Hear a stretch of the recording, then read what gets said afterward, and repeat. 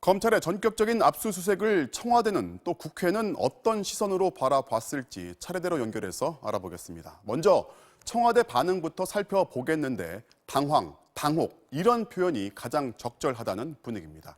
임명현 기자. 네, 청와대입니다. 인사청문회를 열기도 전에 압수수색부터 당한 전례 없는 상황인데 청와대 분위기는 어떻습니까? 네, 오늘 취재를 종합해보면 청와대는 검찰의 압수수색을 사전에 파악하지 못했고 그래서 상당히 당황한 것으로 보입니다. 검찰 수사가 법무부를 통해 청와대로 보고되는 체계 자체가 조국 후보자가 민정수석으로 재임할 때부터 없어졌다는 게 청와대 관계자들의 설명입니다. 그런데 이번에 청와대가 특히 당혹해한 건 압수수색의 시점 때문입니다. 인사청문회 일정이 어렵게 합의된 직후에 또 조 후보자가 검찰개혁 방안을 밝힌 바로 다음 날 압수수색이 이뤄졌다는 게 미묘하다는 겁니다.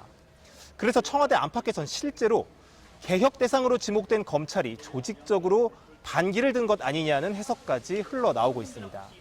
다만 청와대는 직접적인 언급을 최대한 삼가면서 검찰 수사를 지켜보겠다는 입장입니다. 검찰이 법무장관 후보자에 대해 강제 수사에 착수한 상황이라서 혹시 조 후보자 거취에 변화가 생기지 않을까 이런 관측이 있었는데 그런 거는 아닌 것 같습니다. 그렇습니다. 청와대 고위 관계자와 통화했는데 인사청문회까지는 무조건 가야 한다. 청문회 결과와 여론을 종합적으로 감안해 인사권자가 최종 판단을 내릴 것으로 본다. 이런 답변이 돌아왔습니다. 여전히 조 후보자의 거취와 관련해 단정적인 분위기는 감지되지 않고 있습니다. 고민정 대변인의 발언 들어보시죠.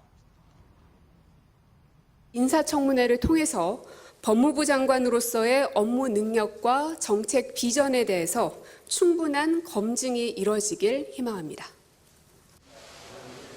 하지만 청문회 후에도 검찰 수사는 진행 중일 것이고 그런 상황에서 임명을 강행한다면 현직 법무장관이 검찰 수사를 받는 초유의 상황이 발생한다는 점에서 청와대로서도 부담이 되는 건 분명합니다. 가령 검찰 수사 결과 문제가 없다고 나온다 하더라도 사회적으로 수용이 가능하겠냐는 또 다른 문제가 남게 된다는 거죠. 그래서 일단 청문회까지는 간다는 기조이지만 검찰의 수사 착수로 문 대통령의 고심은 한층 더 깊어졌습니다. 지금까지 청와대에서 전해드렸습니다.